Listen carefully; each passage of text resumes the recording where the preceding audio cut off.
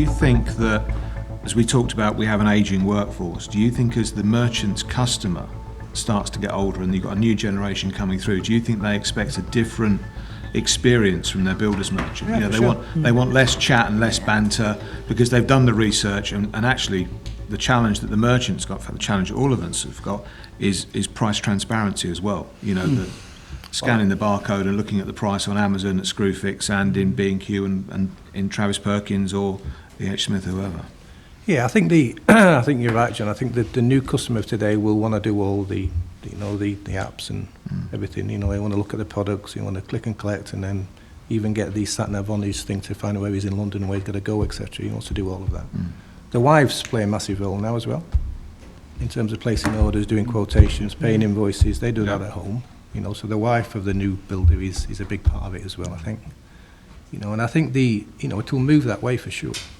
And merchants have got to move with that. Now you've got to go at a pace which suits your customer. Now, at the minute, it's not huge. If you talk to TP, if you go back in my old company, like the growth of that isn't massive. But you've got to have that technology, you've got to be ready for it. So you've got to be able to offer it, I think. An interesting one of the things you said there, Pete, as well, locality, but also availability. Exactly. Again, one thing the merchants need to do is they need to follow the likes of Screwfix and Selco with their opening hours. Make sure you got it. It never ceases to amaze me at builders merchants are still shutting their doors at 5 o'clock at night and aren't open at the weekend. Wolsey Group have a branch in Copenhagen that's open 24/7, 364. The only day it shuts is Christmas Day. And they get people in buying kitchens at 3 o'clock in the morning. I know, it's ludicrous. If you look at the new plumbing business that's been launched in London with a friend of ours, he's open 24/7. Because that's when plumbers want the materials like. So it's got to move that way. It's got to evolve really. But I think the fact is it's a way of business. I think the UK market is pretty much mature around that, but they've got to keep up. And you're right, a lot of them spend too much time buying rather than selling. But also, a lot of the time, the manufacturers spend too much time negotiating the buy price rather than selling the product. So I think it's a two-way street. Going back in my time, really, the most successful merchants put loads of energy into marketing and working with the people, but they still spend too much time with the buyers. Don't know why, but they keep seeing the buyer all the time because I think that's the powerful piece. So I think if you run forums with manufacturers and merchants, I think it's a great channel. And the credit side of it is just really, really complex. Yeah, really I complex. concur with everything Peter said. I spent a couple of hours with Chris Cunliffe in Selco, and if you look at the average age of the person that's shopping at Selco, it ain't guys in their 50s. It's young, modern builders that have checked the stock availability on their phones. The whole way that business is going, price transparency with the prices. Full stock availability. It's addressing every single issue that Peter said.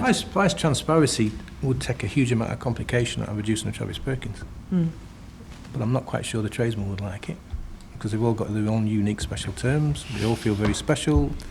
The special by branch, and it's a personal touch. If you lose all of that and become a Selco or B&Q, whatever.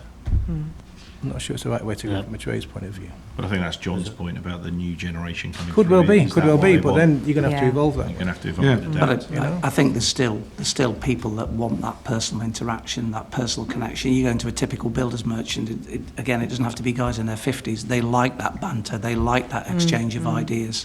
And I don't he's got to be able to see his own terms online. He's got to be able to see his invoices online. He's got to be able to cope with all of that. Which, to be fair, there are merchants that are doing that now. But I think something all of us in this room, and specifically the BMF, need to be doing is encouraging the merchant sector to adapt and evolve. Because I think, Mike's saying obviously with what's happening with Screwfix, we're not seeing. There might be the odd success story, but if you look at the whole of the merchant sector, it all needs to move forward. It needs to move forward together. It needs to have longer opening hours. It needs to have click and collect. It needs to have websites. It needs to have training of its staff. It needs to be apprentices. I'm not sure I totally agree with you on the longer opening hours. Again, talking to Andrew, they flex the opening hours in TP. It's purely regional. I've spoken to merchants that have tried opening on a Sunday. It's been a complete disaster. I don't think you should open for the sake of opening because your local B&Q is open. I think. But I think that's the danger, John. It's with about respect. knowing your customers locally, and With respect, I think that's the buy. danger of us making excuses, saying it's not going to work. We've tried it, but actually, Selco do it all over the country. Screwfix do it all over the country. Again, And it works. Selco will flex their opening hours. So Selco it's will about open on being weekends. it's about being customer driven, not just doing things because you should open on a Sunday between 9 and 5 because that's what we think the customer wants. It's actually knowing what the customer wants. You've got to look at your local markets. Yeah, exactly. Doesn't that come back to the fact that the reason why a lot of the really successful and really fast growing merchants are the ones where that give their branch managers quite a lot of autonomy.